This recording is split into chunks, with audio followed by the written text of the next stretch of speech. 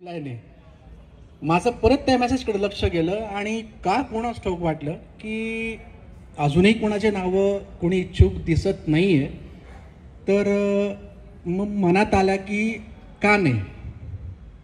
आधी मी टाळलं किंवा थोडंसं आळशीपणा केलं, पण तेव्हा स्वतःलाच मी विचारलं की का नाही.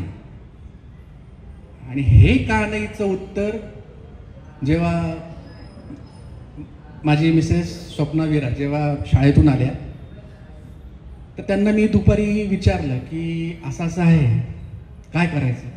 तर एका क्षणात अरे खूप छान आहे, चांगली सेवा आहे, जाऊया. मग ठरलं. मग जिथं ज्यांच्याशी कोऑर्डिनेट करायचं त्यांच्याशी कोऑर्डिनेट केलं.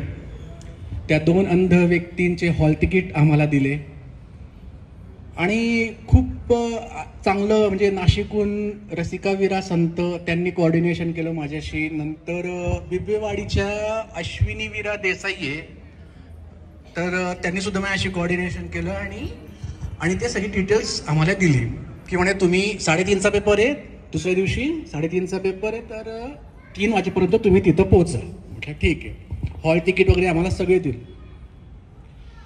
आम्ही मग दुसऱ्या दिवशी थोडासा स्वप्नवीरांना शाळेतून यायला उशीर झाला, पटपट जेवणं केलीत आणि पळालो सेंटरला. सेंटर जवळच होतं, हडपसरलाच, रामटेकडीला.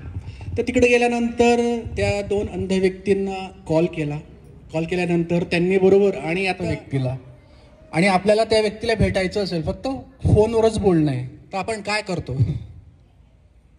काहीतरी ओळख, शर्ट कोणता घातला आहे किंवा तुम्ही कुठल्या लोकेशनला उभे आहात, कोणत्या दुकानाजवळ आहे किंवा कुठल्या काय, एक जे सिम्बॉल असतं. माझ्याकडनं म्हणजे अनावधानाने थोडासा मूर्खपणाच म्हणता येईल, मी त्या व्यक्तीला फोन केला आणि सांगितलं की तुम्ही कशाच्या बाजूला उभे आहात. आता त्याला दिसत नाही. हे माझं जरा थोडंसं ते बिकॉज ऑफ ती परीक्षेची गडबड वगैरे त्याच्यामुळे माझं ते लक्षात नाही आलं. पण म्हटलं ठीक आहे. मग मी त्यांना म्हटलं की तुमच्या आजूबाजूला कोणी असेल त्यांना विचारा की तुम्ही कुठे उभा आहात आणि मला सांगा असं. मग त्याने विचारलं पण काही सापडे ना.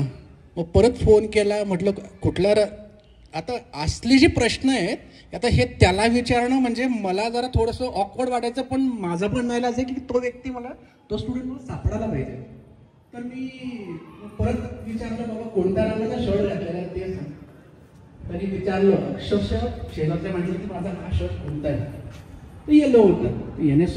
त्याने सांगितलं मला आणि मग त्यांना शोधलं मी आणि सापडलं. आणि लगेच विदिन 2 मिनिट्समध्ये स्वप्नवीरांना आधीच त्यांचं जो स्टुडंट होती ती सापडून गेली होती. तर त्यांची गाठ भेटून गेली होती. फक्त मीच जरा थोडासा फिरत होतो त्यांना शोधत. मग ते सापडल्यानंतर मग झालं हॅलो आहे कुठलं काय कसं, बुलढाण्याचे होते ते गृहस्थ. आणि त्याच्यानंतर मग झालं सुरू एक्झाम हॉलमध्ये आम्हाला एंट्री केल्यानंतर मग चेकिंग अँड ऑल सगळ्या गोष्टी झाल्या. तर आता मधली गोष्ट अशी की जेव्हा आम्ही एक्झाम सीटवर सगळे बसलो तर अक्षरशः जेव्हा आधी फॉर्म फिलअप करणं कॅन्डिडेटचा सुद्धा आणि माझा स्वतःचा सुद्धा की मी याचा कोण आहे रायटर म्हणून, म्हणजे माझं नाव गाव एव्हरीथिंग सगळी डिटेल ते सगळं सुपूर्त केली ती डिटेल्स. आणि मग नंतर एक्झाम सुरू झाली. कम्प्युटरवर होती, ऑप्शनल होती, 4 पर्याय असायचे. आता इथून पुढे खरी गंमत सुरू झाली. प्रत्येक प्रश्न त्या व्यक्तीला समजावून सांगणं. ते इंग्रजीचे होते, मॅथमॅटिक्सचे होते, बँकिंगचे होते, पर्सेंटेज कॅल्क्युलेशन रेशो आणि ते सगळं काही असं काही. मग त्यांना मी हे पॅसेज पण होते, पॅसेज जे क्वेश्चन आन्सर असतात आपले पॅसेज होते. तर पॅसेज पूर्ण त्याला रीड करायचा, त्याला समजा. आता इंग्लिश थोडंसं त्यांचं एवढं समजत नव्हतं, पण मग माझ्या बाप्पाने जेवढी मला ताकद दिली त्या हिशोबाने मी त्याला असं समजवत गेलो की काय आहे प्रश्न, कसा आहे आणि तुला काय उत्तर द्यायचं आहे. आता बरेचसे तो चुकायचा, पण बाप्पाने सांगितलं आहे आपण त्या व्यक्तींचे डोळे म्हणून चाललो आहेत. तर त्यामुळे आपली बुद्धी ही अंध ठेवायची, कारण त्याला मदत करणं म्हणजे एवढे सगळे जे आलेले आहेत एक्झाम द्यायला त्यांच्यावर अन्याय होतो. त्यामुळे आपलं डोकं चालवायचं नाही. तो जे सांगेल पर्याय तो सिलेक्ट करायचा. आपल्याला माहिती आहे की आपल्याला मे बी माहीत पण असेल की ते चुकीचं आहे, बाबा सबमिट. तिथं आपण काहीच फेवर द्यायचा नाही.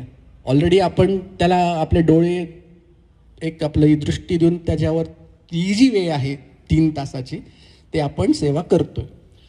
तर हा सगळा अनुभव पूर्ण इथपर्यंत खूप छान झाला.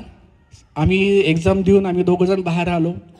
तो व्यक्ती गेला बुलढाण्याला, त्याला गाडीत वगैरे बसवलं, रिक्षेत बसवलं, स्टॉपवर गेला, तो त्याचा गेला.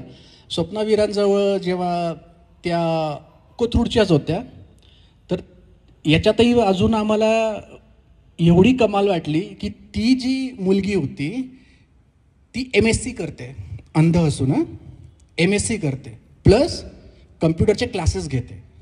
तिचे वडील ड्रायव्हर आहेत, तिला 2 का 3 भाऊ बहिणी आहेत, ते ही मोठी आहे आणि आई हाऊसवाईफच आहे. तर तिला मी विचारलं की तू काय करते, तर तिने सांगितलं की मी MSc करते, मी कम्प्युटर क्लासेस घेते. तर एवढं सगळं ऐकून बघून कधी कधी मग आपल्याला पण असं वाटतं की आपण एवढे सुदृढ असताना आपल्याकडनं गोष्टी का होत नाही. नुसतं आता ही अंध व्यक्तींची सेवा म्हणून नाही, पण आपण भरपूर आपले सेवेचे उपक्रम राबतात. मग तिथं आपण असं स्वतःला काय विचारत नाही की का नाही. एकदा विचारून बघा, जेव्हा सेवा येते, जेव्हा कुठलं काही एक असा काही तुम्हाला अनुभव पण येतो, तर का नाही सांगायचा किंवा मी का सेवेला नाही जायचं. त्याच्यामागे क्षुल्लक कारण असेल ना, तेही तुम्हाला कळेल. आणि त्याच्यामागे जर मोठे कारणं असतील, कोणाचं काही प्रॉब्लेम असतात, मान्य सगळ्यांनाच असतात, पण प्रत्येक सेवेच्या संधीचा जास्तीत जास्त उपयोग करून घेणं आपलं काम एवढं आहे. बाकी फळं देणं, काय करणं ते त्याचं काम आहे. तर बस एवढा एक अंध स्टुडंटचा जो अनुभव आहे मला आणि स्वप्नवीरांना जो आला त्या दिवशी, आणि आमच्याकडनं बापूरायाने खूप छान सुंदर सेवा करून घेतली. आणि आपल्या उपासना म्हणजे अनिरुद्ध बापू फाउंडेशनचे जेही कॉर्डिनेटर होते ते सुद्धा कॉर्डिनेट त्यांनी आमच्याशी चांगलं केलं. आणि बस एवढं बोलून मी 2 शब्द संपवतो. बापू आलेत.